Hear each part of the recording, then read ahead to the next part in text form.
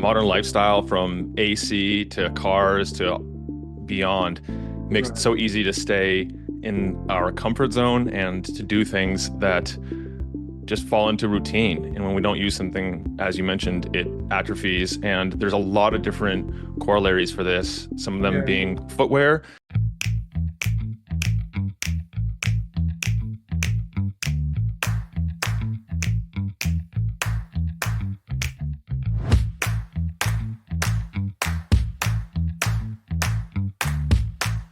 Hello, everyone. This is Martin Pytela for the Life Enthusiast podcast.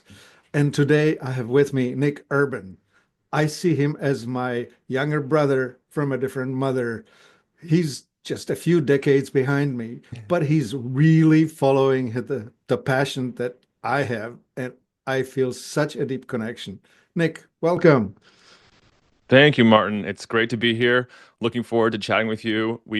I hosted Martin on my podcast, number 194, and we had an excellent conversation about metabolic typing. So I'm looking forward to extending the conversation today. Right.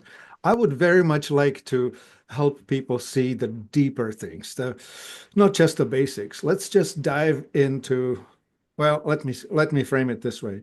The industrial age, as I know it, has created and brought to me so many conveniences. I could just sit on my tush or in my bed and have everything delivered to me. I would never have to get up. I would never have to work out, nothing, but I would probably wither away because if I don't use something, it atrophies. And atrophy is the enemy of health, right? Mm, absolutely. Yeah, the modern lifestyle from AC to cars to beyond makes it Right. so easy to stay in our comfort zone and to do things that just fall into routine. And when we don't use something, as you mentioned, it atrophies. And there's a lot of different corollaries for this, some of them Yeah. being footwear. I used to have the big shoes with large arch support and everything. And I thought I needed those because I had a high arch naturally. Didn't ever connect the dots that that was actually causing some shin splints and issues with my athletic performance. And then more recently, I realized that when I sleep with a pillow behind my head, I'm doing the same thing with my neck muscles. Dr. Peter Martone taught me this. And instead of sleeping with the pillow behind my head, I shifted it and put it under my neck instead. And so Right. by doing that, I'm no longer atrophying the muscles in my neck, which Yeah. translates to better posture and energy Yeah. and to so many other things as well. Yeah. This is a big one. Actually, let's dwell on this for a moment. It's called the head forward position. And it's like when you are at a computer, you do this and you roll your shoulders forward and you roll your head in. And normally your ear is supposed to be over your shoulder. Okay. Mhm. And if you don't maintain that, you cause yourself a gigantic stack of problems. You want to dive into that a bit? Yeah, forward head posture is like such a common issue in today's world, not only because of computers, but also because of phones, and it's earned the nickname tech neck because amongst chiropractors and other people who are aware of the importance of bodily alignment, it's a recurring issue. And when you do that, you dramatically increase the amount of pressure going through your cervical neck vertebrae. And also, when you do that, you're cutting off some blood supply or you're reducing it. You're reducing oxygen availability to your brain, and you're creating so many imbalances in the body so that Yeah. late afternoon coffee might not be from low energy that is a caffeine deficiency. It might simply just be because of your posture. And by working on that, Yeah. working on your forehead posture. Cut off brain circulation. Huh.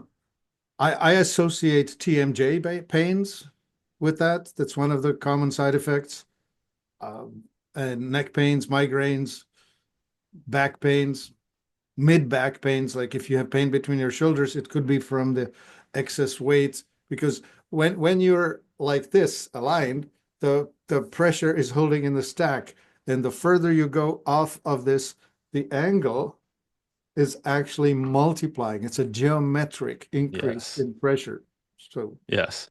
And what's interesting about this too is that when you have imbalances in the body, everything downstream of it is going to be affected. So if you have an issue with your cervical vertebrae in your neck, then all of a sudden it can change your respiratory, your breathing rate, and which can change your stress balance. It can put you into a fight or flight state without even you being aware of it, simply because you're out of balance.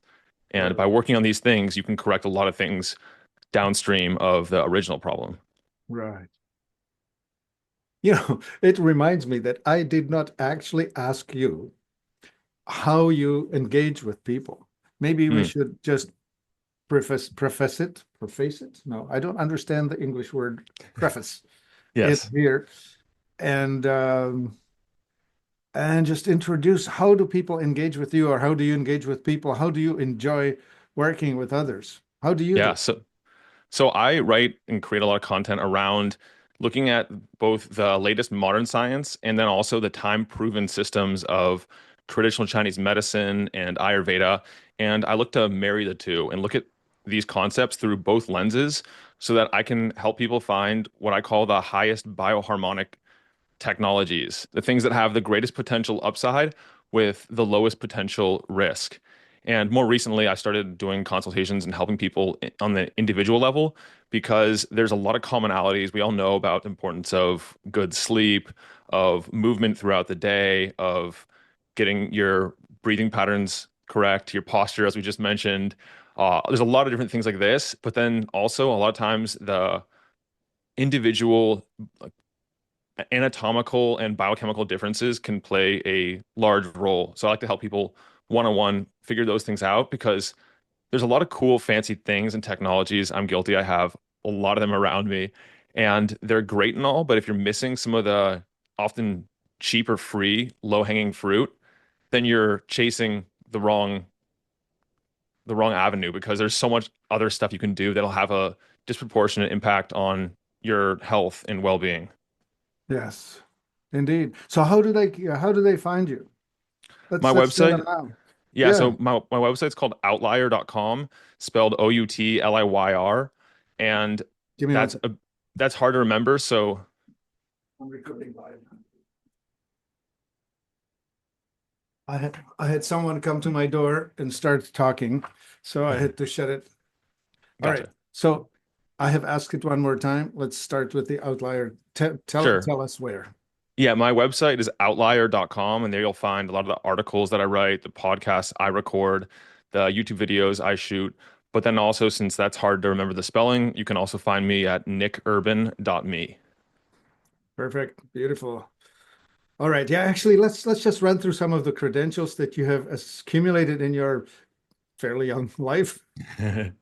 Yeah, so the first and most important area to me has been my start, which was when I was really young. I was helping my high school teammates with their supplement stacks to get them to perform better on the field. And I later came across nootropics and adaptogens and mineral balancing to help performance in the classroom as well. So I've been hands-on with people Like for a long time, making sure they junior get these. hacker. Yeah, Yes, junior hacker. basically. Yes, indeed.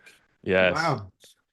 And then after that, I realized there's a lot of things in modern medicine and health sciences that just didn't really fit and didn't sit well with me. Things like the cholesterol issue and the amyloid plaques and Alzheimer's. Yeah. Line And number one, line number two. yeah, exactly. Even when I was in college, I was studying neuroscience and I came across these topics and I was like, okay, well, if high cholesterol is always an issue and that's the underlying cause, then if you do an intervention to lower cholesterol, you should see that outcomes like cardiovascular disease decrease meaningfully by almost 100%. Right. And lo and behold, that wasn't the case. And then same with Alzheimer's. You'd expect that if you untangle the amyloid plaques and you block the tau proteins and everything, that the outcomes should become Yeah. almost perfect. And Yeah. that doesn't happen either. So back then Crispy. Yeah. I realized that there's a lot of issues with the way the Western science has gone. And then I came across certain editors of major journals, like the New England Journal of Medicine. She mentioned that like a lot of the science cannot be reproduced. And if it can't be reproduced, is it even science? No, it's a myth. Exactly. And so that's where some of the older systems, I look to those. I'm like, okay, well, they had answers for a lot of these things. Ayurveda was talking about the importance of circadian rhythm and Mhm, bioenergetics and mhm, digestion mhm. 5,000 years ago. And they were ahead of where we are about light science. We're talking now about like the importance of early morning light to regulate sleep wake cycles. And they knew the intricacies of that 5,000 years ago. Yeah, right. The more things change, the more they remain the same. In some ways, the basics have not changed. And yeah, my favorite pet peeve is people are majoring in minor things, leaving the major issues behind. Like the need for newness, right? Like new is attractive. The shiny new object is something that we want to get to. So we start talking about this, the newest little supplement that somebody just isolated, and we can learn everything about, I don't know, NMN, which actually is an old thing. It's just that it's newly discovered and everybody's going to be talking about it. When in fact, what we should really be doing is focusing on the important building blocks that whole health and life stands upon, right? Yeah, that was one of the early articles I wrote on the NAD and NMN specifically. And I started looking into it. I did my research. And I'm like, okay, yeah, this NAD precursors out there. It's really powerful to improve like your cellular energy. Yeah, But there's also a lot of these really f cheap and or free things you can do that have a disproportionate impact on right, those levels. So you might as well start with those. And then right. if you have the budget left over, potentially consider taking NMN, but you don't need to. And it turns out there's additional like side effects and issues with NMN. It's not the perfect molecule that it was once thought to be, versus if you're doing things like keeping a fairly stable sleep-wake cycle or you're moving more, these Right. things don't have side effects, they have side benefits. Yeah. Interesting. I was thinking about this issue a while back, not long ago. And I'm thinking, okay, this is the citric acid cycle or Krebs cycle, which is the energy conversion inside of the mitochondria, which is the number one thing for us humans. How do we convert food into energy? Are we efficient at it? And when you do the full chemistry of it, you have multiple points where Mhm. you can input energy in and where energy comes out, or I should say, you input food inputs Yeah. and you get energy coming out. And there are, well, the NAD, NADH, NMN, those are all the inputs that can come in. Alpha ketoglutarate is another one of those things. And you will see them in the hacking community. They will discover alpha ketoglutarate and go wild, right? Yeah. Yeah. And it's the whole concept of minoring in the majors and majoring in the minors. Yeah, there we go. But there's also Okay. times when these things make sense. Like, for example, to me, one of the most important parts of my routine is every day I get up. And when I get up, shortly thereafter, I go outside for a walk in natural sunlight, and that's around sunrise. And I'll use that time to plan my day, to reflect, and to also like learn a little bit. But then if I can't get out there for whatever reason, I don't just throw my hands up. I use some of the conveniences of modernity, like light panels, and I'm still able to get my circadian rhythm back on track, regulated, because the actual circadian rhythm's length is a little over 24 hours. So having that daily exposure to bright light over 10,000 lux, which is a measure of light intensity, helps reset the circadian rhythm. And so by not being able to get outside, I can use these panels. I have a bunch all around me Yeah. and enjoy the convenience of modernity when I can't get out. I hacked that thing not long ago. I bought myself a grow light. Ah, It's yeah. something, I'll actually show it to you. One sec. I have it right here because I have it right by my desk, so I can plug into it anytime I want. But here is one coming right up. Look at Oh, this. yeah. This is a grow light that's about a $50 LED affair. And when you turn it on, out comes this red light. Oh, Yeah. and it's it confuses my camera. Uh, and it's anyway, $50 instead of I saw Joe Rogan talk about the light bed that sells for $100,000 that he's put in his Yes. house. And I'm thinking, well, Yeah. Exactly. For your average person, you don't need to spend $150,000 on a Novothor bed. You can get a cheap light. You just want to make sure it's bright enough, it's the right wavelengths, and it has what's called the right beam angle, meaning that the light is either more dispersed or it's more concentrated, and you want like a, I think it's 60 to 90 degree beam angle. Those are some of like the most important things to check when yeah. you're looking at different lights. Well, we're to a great degree, we are a lot like plants. We do want light and we want to be out there. I really like the idea of the walking meditation that you put forward as a Yeah. as a really good hack. You don't have to be sitting still with your eyes closed. You could be actually walking and listening to birds and I don't know, admiring the insects as Yeah. they go through the trees, right? There's a researcher named, I think it's Arthur Haynes, and he proposed an idea that humans are photoheteroautotrophs, which means that we can get some of our energy, some of our cellular energy from the sun. And a lot of biohackers these days are increasing that by using certain substances like the dark pigments of the plant world, the shilajits. I saw you had a podcast on that. Mhm. The like the pigments such as in blueberries, the Right. proanthocyanins, and Yeah. then methylene blue, that's another big one. And then when Yeah. you do that, you're able to extract more energy from sunlight or light therapy. hmm Well, there are people out there, breatharians, who actually do, and this has been shown, they actually are able to live on light alone. It's it's possible. I'm not there, but it exists. Yeah, and I've read some of those case reports too, and these are like breatharians who are in metabolic wards, meaning they don't have access to the outside world. Like everything, all their inputs, their food, their water is closely regulated so that if they were actually eating, then it would be caught in camera and someone else would know about it. Oh yeah, yeah. This was like no cheat proof that you can go for a very, very long time on light alone. Yeah. Well, there's even a concept, I don't know if you've come across this, called dry fasting, where it's like that you have your typical cleanses, you have your water fasts, and there's a couple of doctors out of Russia, and there's a book called The Phoenix Protocol, and it's when you don't consume anything, not a drop of water, it's obviously very extreme and should be done only under medical supervision. Then your body uses different pathways and you actually continue to excrete even though you're not consuming or drinking Right. anything. And it's supposed to be really good for stem cells and like bodily repair and rejuvenation and autophagy and all those types of Mhm. processes. Well, there's about a billion and change of Muslims in the world who, in the month of Ramadan, do this whole thing. They consume nothing from sunrise to sunset.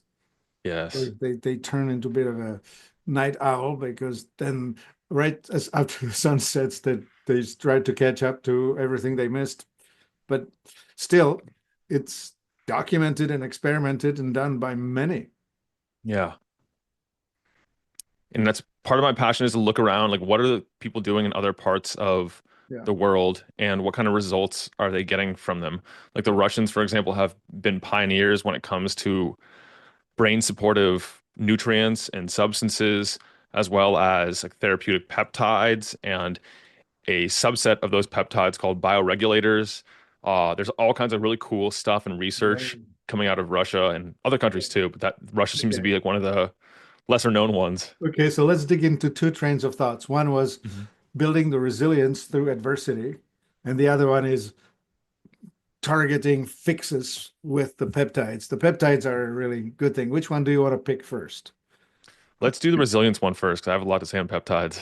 Okay, so let's say adversity is actually a good thing.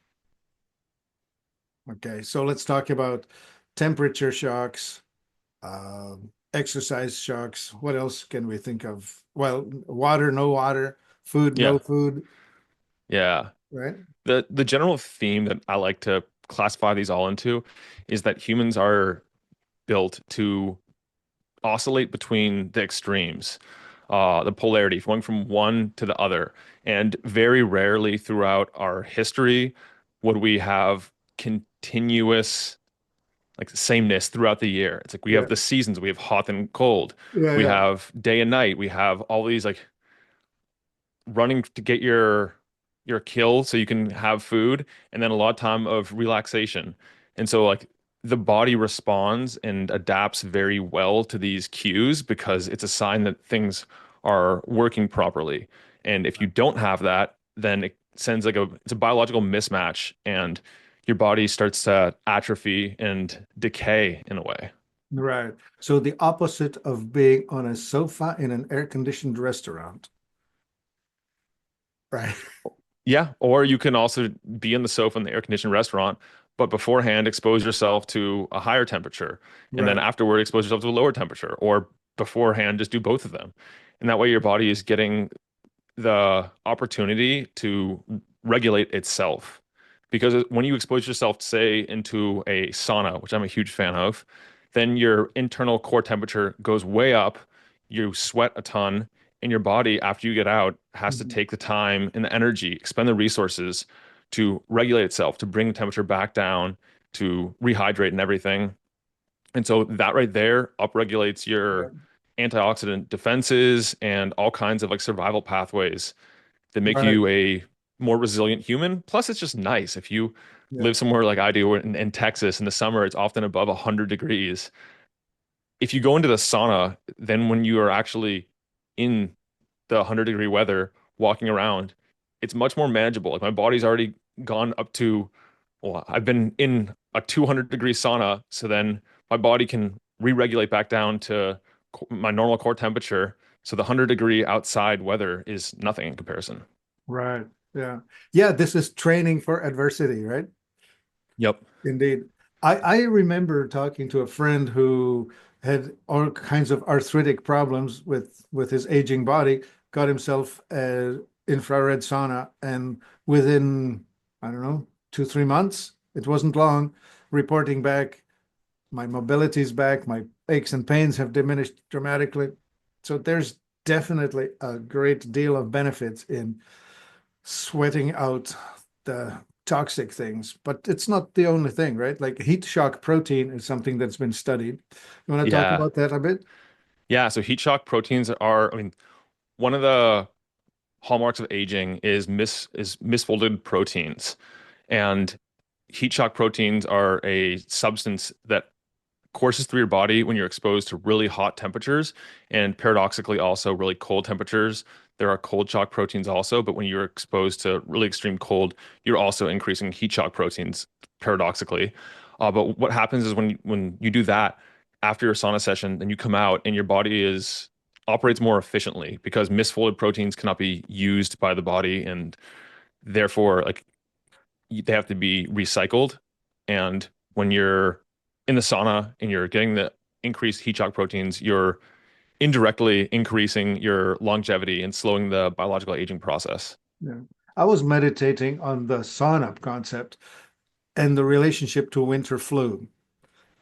And I'm thinking, all right, the flu is the body just reaching a point of saturation and having to dump all kinds of toxins. So it will put you in fever and immobilize you and just force you to dump toxins.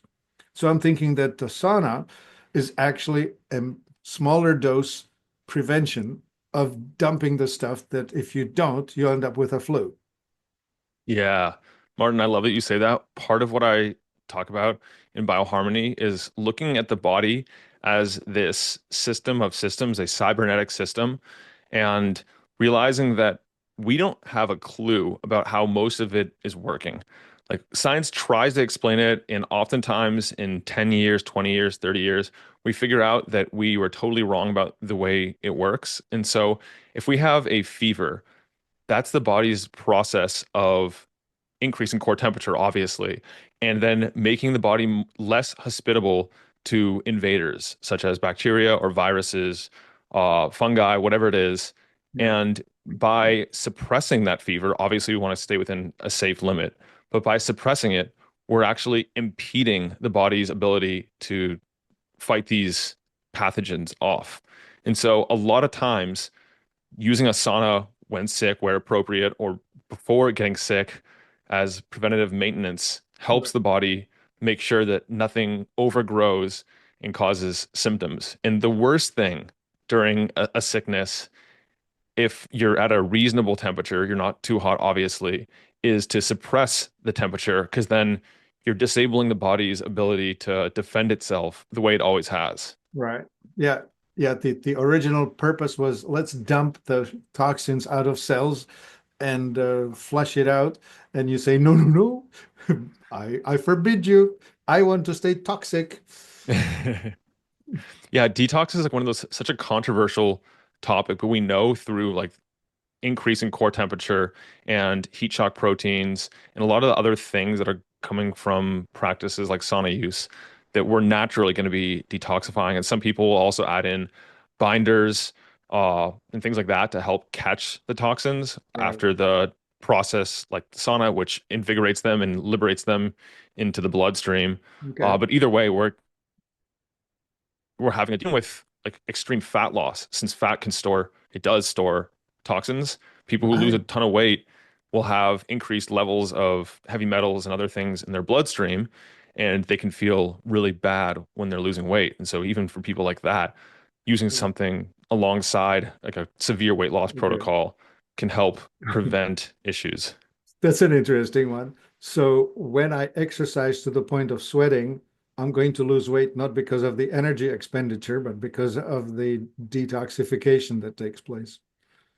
Yeah, you're going to lose weight, obviously the water weight from sweating as well, Sure. uh, and probably partially through the detoxification. But also, it's like when you have a bunch of metals in your body, that changes like the electrochemical balance of your body.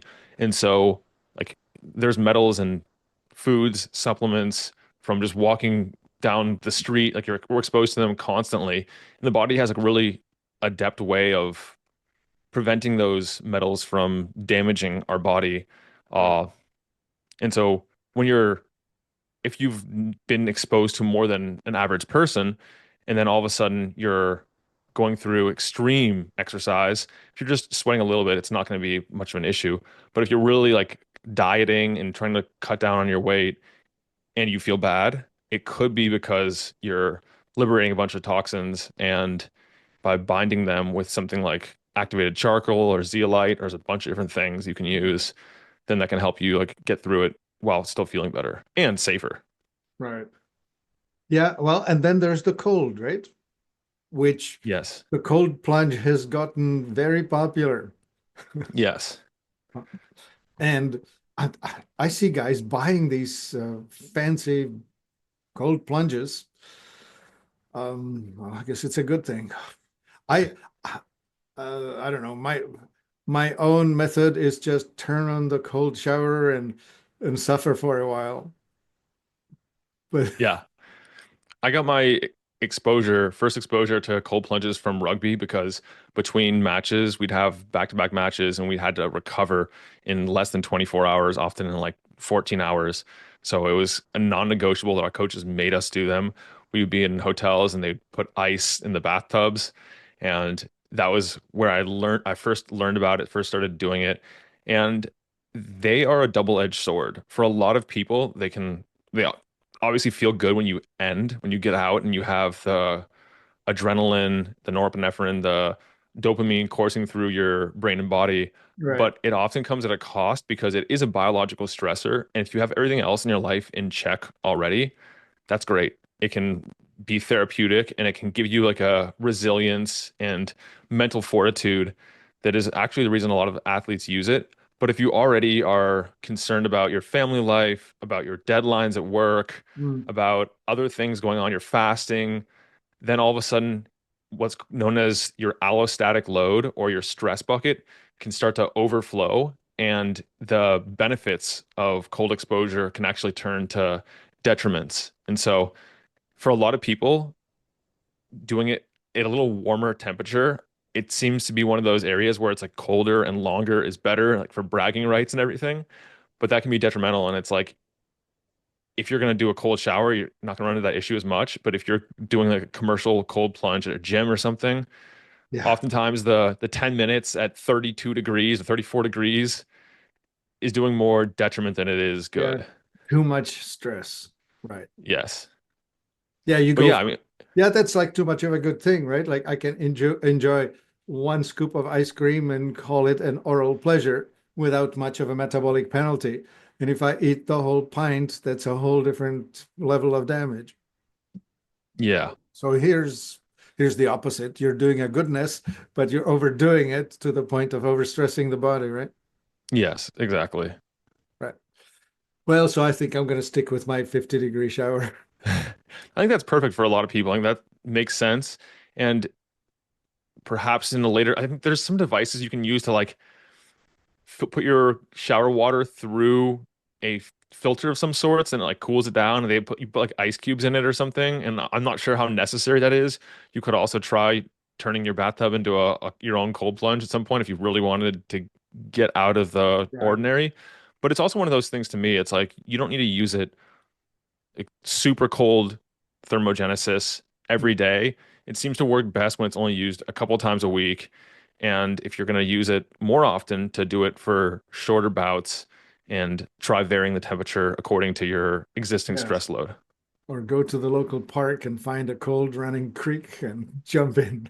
There you go. If you're up in Canada or somewhere where it gets cold enough to do that, that's definitely Oh an yeah, option. right. I keep forgetting that you are where the surface water is probably 75, right? Yeah. Ah, you have to And suffer so much in that mild climate. yeah. Well, when you're getting out into the natural bodies of water, you're getting a lot of other exposures, beneficial exposures too. You're getting the natural light, you're getting the earthing or grounding by contacting the bare earth, but also water is a better conductor, so you're getting more of that. And there's some interesting research on the ability of that to help modulate pain and inflammation beyond just the cold, but the cold also does that. So it's like a synergistic additive effect. Right. You're also getting the terpenes and the bioactive substances that occur in the air, assuming that there's some kind of plants or trees around you. You're getting the stress relieving fractals of Right. the geometric patterns that naturally occur in the environment. So there's a Mhm. lot of other benefits. I'm actually a bigger fan if you have the ability, you have a stream near you or something to make that the practice. Yeah, you're putting the sciencey words to fill the Japanese concept of forest bathing, Yes, right? exactly. Just simple, right? Go for a walk and make sure it's in the nature rather than in a radiant heat of the heated pavement, which is currently off-gassing a whole bunch of hydrocarbons that you should not be inhaling anyway. Yeah. Right. When it Wow. comes to health, that's also one of the areas I like to start because there's so many different places and a lot of it takes willpower and dedicated effort each and every time. Say you want to go to the gym, you want to make that your routine. You have to get your stuff together. You have to decide you're going to do it every single time you want to go and hit the gym. But for something like your home, your environment, where you spend so much time, a couple tweaks here and there, like upgrading your quality of air, whether that's changing your HVAC filters a little more often or it's getting a dedicated air filter. Maybe that's improving your water, getting a dedicated water filter. These Mhm. things you do once, and there's an occasional, I mean, there is ongoing cost of like the filter maintenance and that kind of stuff. But then instead of exposing yourself to these things that can be degrading your health day in and day out, you're able to like put that part on autopilot and to improve your health in the background without doing any extra work. Yeah, those are really good thoughts. So, okay, exercise, roll around naked in nature, uh, expose yourself to sunlight, especially in the morning. Don't be afraid to look at the sunrise. There's such Yeah. a thing as photosensitivity that's induced by pH imbalance. So if you are light sensitive, you're probably too acidic. Contemplate that. Yeah. All right, well, let's hit the other side, the biohacks from Russia. Sure. Yeah. I mean, the big one for me is peptides. These are really small chains of amino acids, very short compared to the Yeah. proteins, which are longer. And they're interesting because a lot of them are naturally produced in the body. Mhm. Like they've a lot of them have long names and codes and everything. The most famous one is probably, well, the most famous new newer one is BPC 157, and that's a peptide produced in the gastric juice in the stomach. Yeah. And it's been making the waves in like the health optimization realm because it's such a broad benefiting peptide, Right. especially for gut issues, for wound healing, since the gut is linked to the brain through the Mhm. vagus nerve. And the BPC 157 can help with wound healing and recovery from injuries, from tendons, ligaments, joints, even bone issues. So that's like a common one you'll see in a lot of peptide protocols. It's also one that you can get that works and is bioactive not only through injection, but also through capsules and I don't think creams, but multiple different forms of administration. Mhm.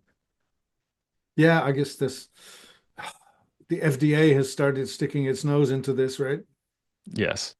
Yeah, Uh, it's a gray area right now, and some clinics that there's actually a lot of clinics that work with people to integrate them because peptides, some of them have a really good benefit to safety profile. yeah, And as compared to a lot of drugs, which bluntly just force changes in the body, peptides act more like signaling molecules where they yeah, suggest changes to the body. right on. Well, the GLP-1 has been getting a lot of press, right? GLP-1 has, I'm not as big a fan of it because when I look at it through the lens of like bioharmony, like potential upside to Yeah, downside, the issue with that is your body naturally produces GLP-1 exactly. after you eat, but the molecule that is being used as peptides lasts about 6,000 times longer than Ah, natural GLP-1. so you So have eaten and you're satiated for a long time, yeah? yeah, and the issue with that is that when you sleep, you would never have that state in your body naturally Right. because of the way it impacts insulin and other hormones. Yeah. So to me, if you were going to use that, the ideal molecule would be one that has a much shorter life. Right. It's not as convenient, but I Yeah. think that's also the way people are going now. It's like microdosing GLP-1 Yeah. peptides. That seems to be And very anti-inflammatory for most people, right? yes, it's anti-inflammatory and it can also help with addictions because of the way it works on the brain as well. Okay. Anyway, speaking of GLP-1, in a commercial setting, that's called Ozempic, and it's dosed at very high dose, like 1.5, 2 milligrams, as opposed to the microdosing, which would be like a 20th of that. Yeah. There's also other companies, like I have one right here in front of me, and these are just capsules and they activate Go GLP-1. ahead, show it clearly. Let's see, can you see Yeah. that? Yeah. Kind of. This one's That's a called Ca GLP-1 in a microdose, just straight up. Yeah. well, what it is, it's called Calocurb, and it's a special plant extract called amaracate. And the team behind it, they were commissioned by, I think it's the New Zealand government to like to study a bunch of botanicals and find any that can help with obesity and appetite control and everything. And they found this, and it's Mhm. the only one out of 1,000 plants they studied that has a meaningful impact on GLP-1, and it brings it up by, I think, sixfold. So you consume one of these capsules before, like an hour before a meal, and it just like dramatically reduces appetite and cravings and everything. And Mhm. this, unlike the GLP-1 peptides, uh, it doesn't have such a long half-life. So Yeah. levels come back down much faster, and it's closer to the way the GLP-1 naturally works in the body. Right. Yet again, right? Leave it to the pharmacology to mimic nature, but not in a very good way. Yeah, I mean, it makes sense. It sounds great on paper to have something that lasts 6,000 times longer because you only have to administer it once a week, max twice a week for the GLP-1 peptides. But there's usually a downside when you do something like that. Yeah. All right. So the acquisition of these, how do you get your hands on it? Do you have it available for people, or do you sell these things or no? No, that is definitely a gray area. I don't even necessarily I advocate they check with their healthcare team to make sure it's appropriate for them because it's a regulatory gray zone currently. There's some products that contain them that are sold commonly. Like there's one of my favorite peptides is one called GHKCU. It's a copper Right. peptide. Yeah, I actually that I one's have it. actually available on our website too. Yeah. Yes, yes. So it can be used in a bunch of different ways also, including as a topical. And I actually used it as a topical cream earlier today. And that one's awesome for rejuvenation and regeneration and beauty purposes. Right. It's used in a lot of like skincare products, but it also has nice anti-aging, like longevity benefits. Hmm. Right. Yeah. So yeah, we're in a bit of a trouble with the regulators wanting to limit our ability to control our own destiny. Uh, by the way, a bunch of these peptides are injectables. You would need to be using the same kind of syringe that people who inject insulin would be using. It's the tiny needle and it's not a big deal, but you need to get over the getting used to stabbing yourself in the belly. Yeah, that was definitely a hurdle for me because before this, I'd never used any kind of needles. And the first couple times, it's a big shock. It's like, what am I doing? Like, this is pretty extreme. And then very quickly, you're like, oh, okay, got the hang of it now. Yeah. Yeah, I guess like every diabetic who gets to be shooting insulin, they pretty much have to figure out how to do that, right? Yeah. And that's the best known peptide of all. It definitely has a very therapeutic, narrow therapeutic window. I wouldn't recommend it unless you're like a professional bodybuilder and you really know what you're doing. Uh, but that's like the most established peptide. Right. Yeah, there's another little piece of biohacking which I think is awesome, and it's hitting the mainstream really, which is a continuous glucose monitor. If you can Ah, install that and watch it on your phone, just seeing just what it's doing, that would, to me, be very useful for anyone who suffers with all kinds of glucose dysregulation issues, obesity, diabetes, mental states, lack of brain power, any one of those things that are related directly to the glucose dysregulation. yeah. Martin, I don't know if I told you this, but I used to use continuous glucose monitors once every single year just for a short 2 week period to make sure that my like blood glucose levels are on a In the band. healthy level Yeah. in a narrow window and to make sure that like my current diet is working for me because those can help you find out seemingly healthy foods that are having a disproportionate impact on your blood sugar and really spiking your blood sugar. And so I found out very quickly that like things like green beans, I would never suspect green beans, but those would spike my blood sugar even when I just steamed them. And then I later realized that it was because of gut imbalances I had, and I addressed those. And I also realized from using it for a long time, back when I was following the ketogenic diet, you wouldn't think I'd have any blood sugar issues because it's supposed to keep your insulin steady and your blood sugar Yes. steady. Yeah. But over the long term, it didn't have that impact, and my fasting blood sugar actually increased. So I realized that by adding back some carbohydrates into my diet, I was able to bring my fasting blood sugar right back down into the normal healthy range. Now, isn't that an interesting, unexpected finding, right? Yeah. Yeah. Yeah, and that's where metabolic typing comes in, right? Like we have some people on whose choice list green beans are way down at the bottom of the list. I'm one Yeah. of them myself. I already know from my results that green beans is not my friend. Whereas my Interesting. wife, she's a completely different type. She's totally fine with it. I'm not. Uh, Yeah, One of the other strange insights for me, perhaps this has a corollary in metabolic typing, is that ice cream. You'd think that I would do terribly with that and it would really just make my blood sugar soar. Had very little impact on my blood sugar. right. Go figure. Well, creamy things. We speak of pituitary dominance, and you probably have plenty of it. And creamy things are the food that feeds our brains. So people who do a lot of brain processing, intellectual activity, will do well with creamy things and are designed to consume that sort of thing. Yeah, I'm not using that. exactly as justification to eat ice cream all the time, but it was interesting to find if I'm going to have something that I think is not very healthy for me, should it be this over here, the cake or the ice cream? The ice cream seems to do better for me. Oh yeah, makes sense. Yeah, whipping cream in quantity if you want. Yeah. All right. Well, what else should we hit on trying to help people? I somehow would like to tie in, the understandings of your generation. Like most of my clients are sort of in my age group, and you would be sort of the our children's group by understanding. How do you see the world? What are the big things that you're facing that you're dealing with?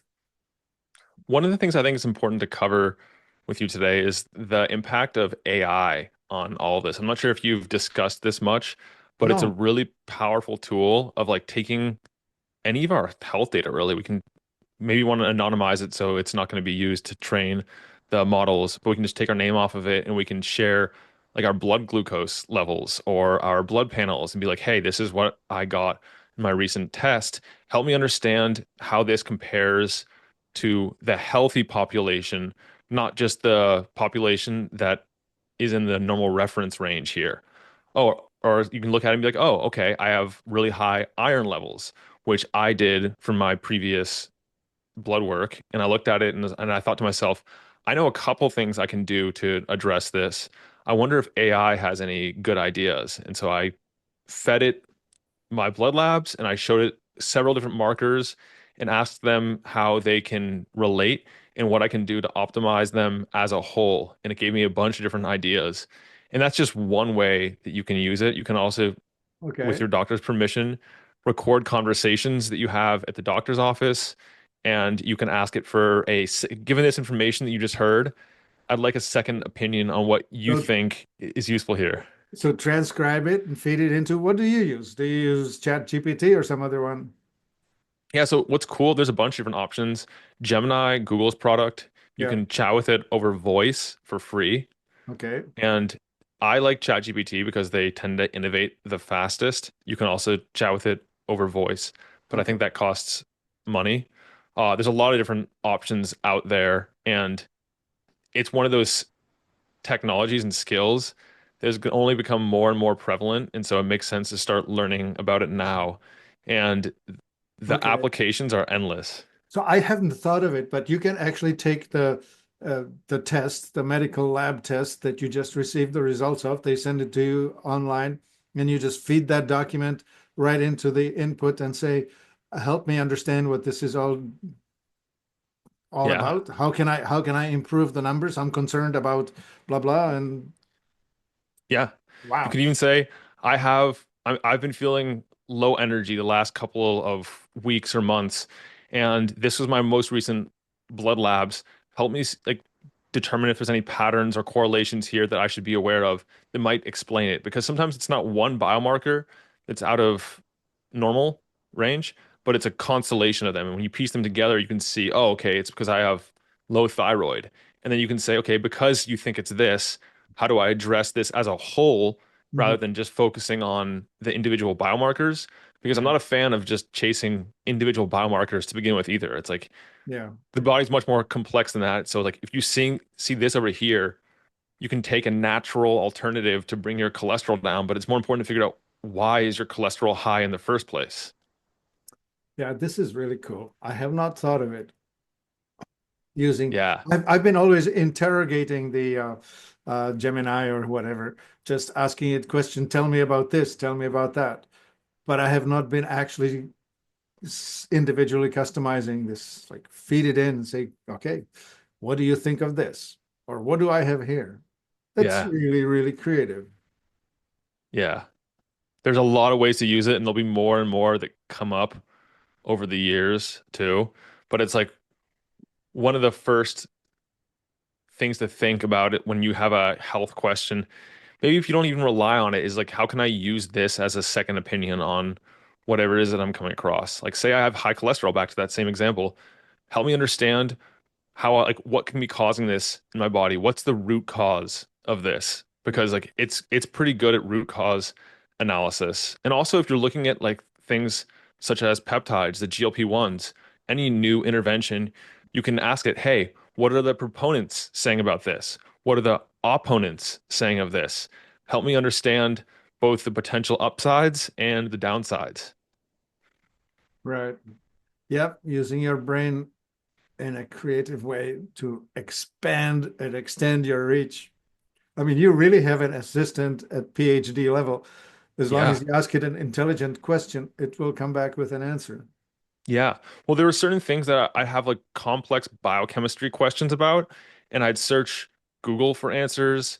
I'd peruse the first 3 pages results, not find anything satisfactory. I go to YouTube, I watch a couple of videos, bummed that they didn't answer my question, and it seemed like it should be simple, but I just couldn't get an answer.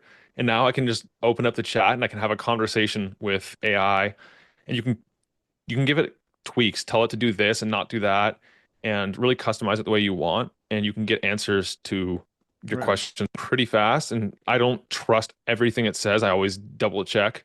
There's certain AI tools, like one's called Perplexity, that tends to cite its sources. So that's really helpful for a lot of things. Yeah. If you don't need the sources cited, then ChatGPT or Gemini can work pretty well too. Yeah. Awesome. That sounds like a really neat hack. Yeah.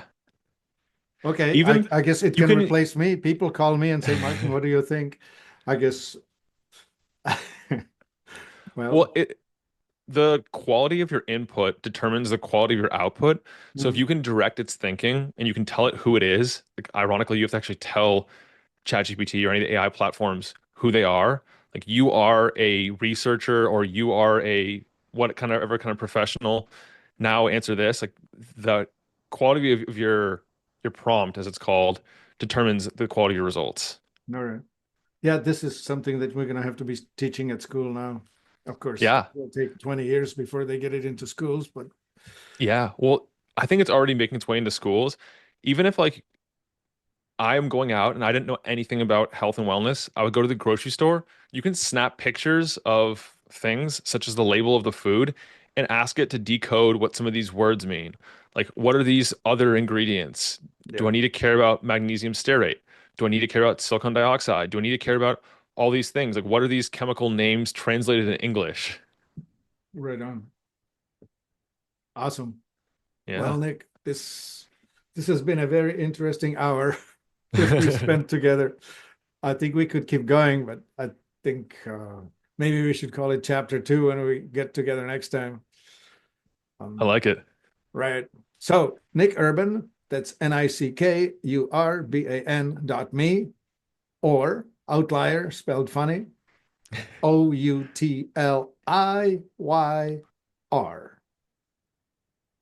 OUTLIYR.com. Yep, that's it. All right. It's been Martin, most fascinating. Thank you, Nick.